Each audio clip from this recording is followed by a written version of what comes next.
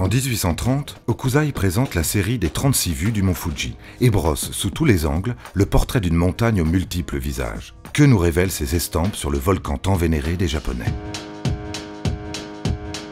La grande vague de Kanagawa. C'est d'abord une vague, réaliste dans son déchaînement. Mais c'est aussi un effet de style, comme un dragon qui s'éveille. Ce mouvement est nuancé par un effet de pérennité, de tranquillité, le mont Fuji.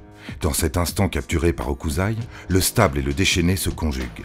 Et la figure éternelle du volcan s'oppose à la vie brève et fragile des hommes, pêcheurs en passe d'être submergés. Des humains au premier plan.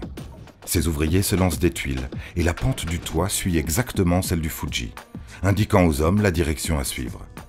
Il n'est pas réel, il est une indication, comme les toits, comme les hommes. Une introduction de l'abstrait dans le visible.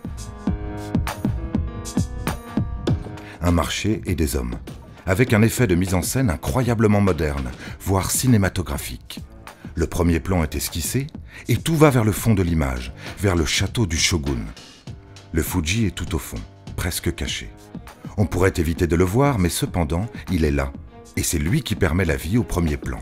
Hokusai nous rappelle ici ce que représente le Fuji pour le Japon, un symbole immuable et vital.